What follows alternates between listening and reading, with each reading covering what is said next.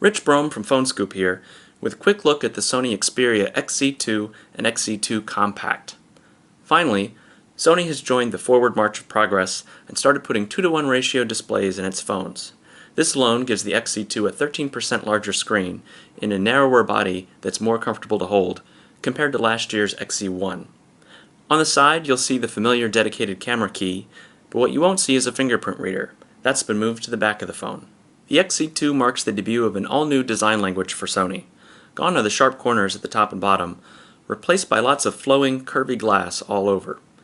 The glass back is actually one of the most curved of any phone to date. It helps the phone feel both thin and comfortable to hold. The camera is of course located in the thickest part of the phone, but this puts the camera lens and fingerprint reader unusually low on the back. I found my index finger rested more naturally on the lens than on the reader, which could be a bit of a problem. The front glass is also much curvier than that on most phones.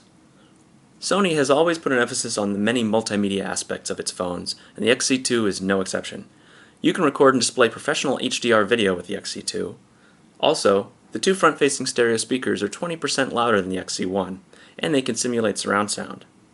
An advanced new vibration module basically performs the function of a subwoofer that you can feel with your hands. When playing audio, the option appears next to the volume control. On its lowest setting, I kind of liked it, which surprised me. The speakers sound pretty good for a phone. What if the sound could be captivating?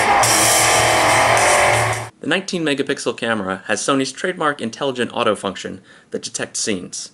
Here you can see it recognizing a table of food and switching automatically to gourmet mode. There's also a basic manual mode, and like most Sony phones, it has an advanced slow-motion video mode.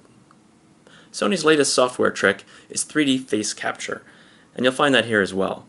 You can create a little 3D version of your head, and it's now easier to share on Facebook.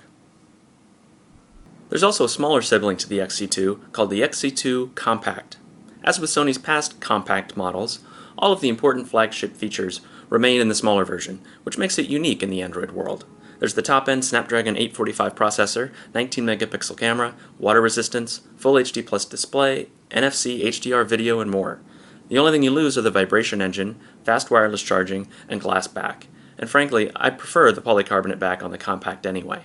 The Compact is really unique and a wonderful size. It feels great. Both models come in several muted but classy colors. The Sony Xperia XZ2 and XZ2 Compact look competitive in the flagship space, and we look forward to checking them out in detail when they're released in late spring.